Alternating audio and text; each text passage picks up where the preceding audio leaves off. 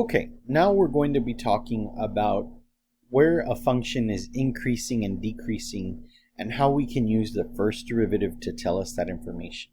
So what I'm going to do, I've given you a graph here, all right? And what we're going to do is we're going to look at the corollary here, and it says suppose that f is a continuous function on an interval from a to b, all right? And it is differentiable on the same interval. Again, one interval is closed and the other is open. That's not a really big deal at this point. The important takeaway here is that if the derivative is positive, and that's what this means right here, greater than 0 means positive, then the function is increasing on that interval. All right? If the function is negative, and that's what this says right here, that the function is negative, then the function f is decreasing. So what we're going to do is we're going to analyze the graph that's given here, the graph that's supplied. All right, I call this the wiggle graph. All right, so I'm going to notate that I call this the wiggle graph, and we're going to use it to analyze the function. Now, normally you're going to be doing some calculus with this. You might have to take a derivative, and we're going to look at some examples in just a minute, but I've already given you the derivative. So this is the original function. We're going to analyze the original function based on the graph. And we're going to determine some things about the derivative from the graph. Okay? So the important thing that I want to note, first of all, is that at these points, -2 and 2, all right, if you see them there, and maybe I need to pick a different color. All right, let's pick green. -2 and 2. These are spots where I actually have horizontal tangents. So I'm going to notate them on my wiggle graph. -2 and 2. And of course this goes from -infinity to infinity. Okay? But I notate those points. Why? Because those are my critical points. Alright? They are actually where the derivative equals 0 because the tangents there are horizontal. That means that the slope of the tangent at -2 and 2 is both 0. All right? So they're critical points. Now what I'm going to do is I'm going to analyze the rate of change, meaning the tangents that I can draw. So if I were to draw tangents along this side here, what would the slope be? Well, the slope there would be positive. Okay? If I were to analyze the tangents that I could draw here along this side of the function, the slopes there would be negative.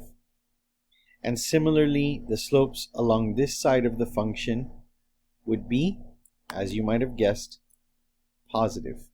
Okay? So as you see, the function is increasing right here because this is where the derivative is positive based on the corollary. The function is decreasing right here because that is where the derivative is negative, and again increasing along this side because the derivative again is positive. So I'm going to notate that on my wiggle graph.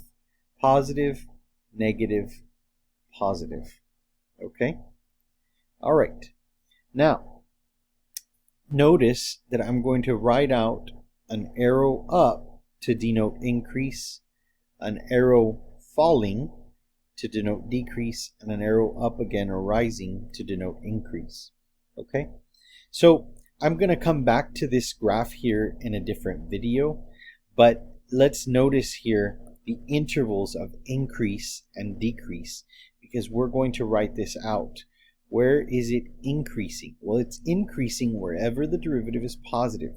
And if you analyze the wiggle graph there, it's very easy to see that it is increasing from -infinity to -2, and then it's also increasing from 2 to infinity. So we denote that with the set notation union, 2 to infinity. All right? And where is it decreasing? Well, it's decreasing wherever it's falling, and in this case that happens between -2 and 2. And we notice that we discuss these intervals in open terms. Okay? We discuss them in open terms. All right? So this is just a little bit on the corollary and how to analyze a graph. Now let's take a look at some examples. Okay, so here are the examples. It says, using the derivative of f of x given below, determine the intervals on which f of x is increasing or decreasing. So we're going to do a little bit of mental math. It's not very difficult. All right, it's not terribly difficult. The important thing is we're already given the derivative. So that saves us so much time. What we're going to do here is we're going to set each of these factors equal to 0 to first identify the critical points. So let's go ahead and take a look at that. So here, 5 minus x equals 0, I can just say x equals 5. 6 minus x equals 0, so I can just say x equals 6. All right, so I've got that right there. And then I have my wiggle graph. And I'm going to use this to help analyze the behavior of this function to determine where it's increasing and where it's decreasing. All right, so this is just a good first step. So we're going to put 5 and 6 on our wiggle graph here. And then what we're going to do, now that we've identified, of course, the critical points, and let me write that down. I think it's so important to continue using the language. All right, these are the critical points. So now what we're going to do is you can pick test points before, in between, and after the two numbers of consideration, your critical points. So what you're going to do, it really doesn't matter. You could pick anything. The point is you stick with the same number. You plug it into your derivative wherever you have an x. So notice I replaced there.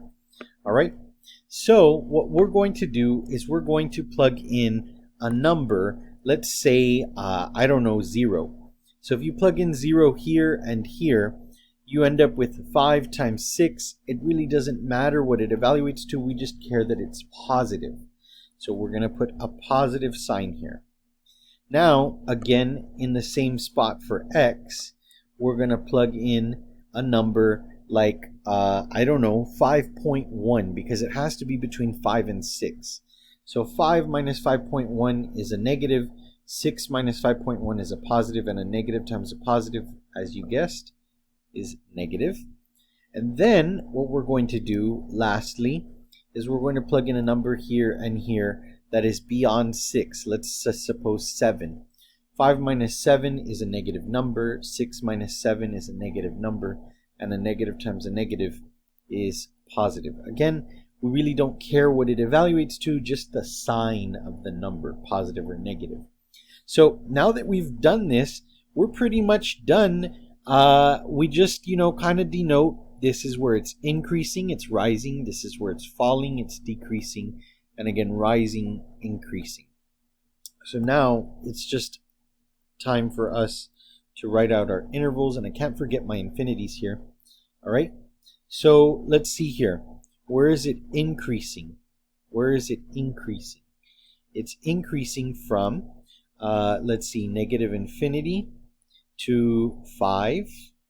And then it's increasing from 6 to infinity. So we need the union notation, 6 to infinity. All right. And where is it decreasing? It is decreasing between 5 and 6. Okay. So that answers that question right there on the intervals of increase and decrease. And it's fairly simple. All right. So let's go ahead and analyze the last problem here for increasing and decreasing. All right. So we take each of these two factors, basically set them equal to 0. And the first one is already equal to 0. We're looking at 0. The second one is x equals 5. We again draw our wiggle graph. And I always put f prime. And let's see what numbers go on there. 0 and 5. And of course, let's not forget the infinities this time. All right. Then we know these are our critical points, 0 and 5. So let's write that out here again. Again, always reminding you of the terminology. The vocabulary in this subject is so important. All right. So again, we're going to pick test points before, in between, and after our critical points. So you could pick a negative number. You plug that in here. You plug that in here. All right. say that you want to pick something like -1, that is immediately to the left of 0. You end up with a negative and a negative, which is positive. All right? Then you can pick a number like 1. Okay? 1 works. So you plug in a number like 1 right here and right here. Well, you have a positive times a negative. So that right there is negative. And then you can pick a number, let's say beyond 5, like 6. So you can plug in 6 here. And when you do that, you have a positive number and a positive number. So positive times positive is positive. So again, we denote rise, fall, rise. Okay? And that's going to help us with our intervals of increase and our interval of decrease. Where is it increasing? From -infinity to 0, union 5 to infinity. And where is it decreasing? Between the numbers 0 to 5. Okay? So not much to it. This is basically the first derivative test to denote increasing or decreasing functions. And it's not that bad.